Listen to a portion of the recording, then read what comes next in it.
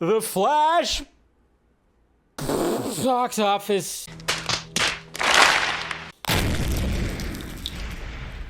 It's so weird. If you look at the box office of DC movies in the past decade, starting with Man of Steel, BVS had a strong box office opening and then took a nosedive because it got bad word of mouth, but still ended up with 873 million worldwide. Everybody wants to play the whole $1 billion, didn't make $1 billion, didn't make $1 billion. Everybody wants to utilize that as part of like their, hey, I'm gonna throw that at there, a weapon. It didn't make $1 billion, therefore it's no good. And people are doing that now. They're doing that with Guardians of the Galaxy. Obviously they thought that Batman vs Superman was gonna make $1 billion. I mean, I think we all kind of thought that because it's Batman and Superman fighting, but if we listen to Mr. Zack Snyder and we kind of look at the numbers when it comes to home video with the Ultimate Cut, yeah, essentially it did make, I would say, $1 billion in its overall thing. Wonder Woman had a great box office, and then you had Aquaman, which nobody thought that Aquaman was going to make $1 billion.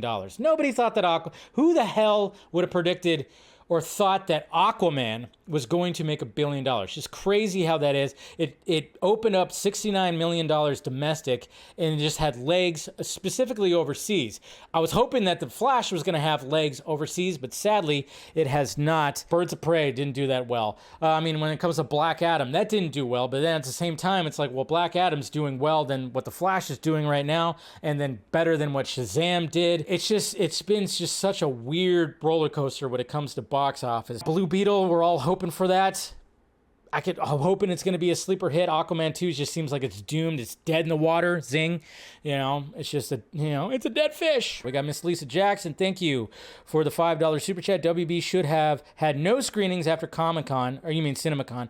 Warner Brothers would have had Ezra do one interview after they wrapped up the court case. Keaton on morning shows. Yeah, see, that's another thing too. You bring up a good point. The star of The Flash could not do press. I didn't think about that, adding that to the laundry list of reasons why this box office, which of course, like I said, too many fan screenings was a big one. And the leaks, of course, and the messiness that's happening, of course, with DC right now, the announcement of the new slate, all factors when it comes to this. I thought that Michael Keaton was going to be shepherding and just leading the press when it came to The Flash. But what led the press was Andy and Barbara Muschietti and Sasha Calle.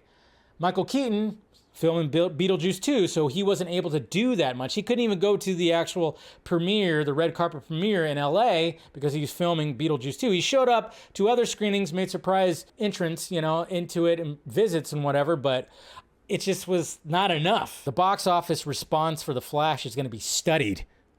It's going to be studied just because it seemed like there was so much hype. Michael Keaton back. And I had people at the Super Bowl party that were like jazzed to go see it, but it's just, I don't know. It just fell off so hard. So hard.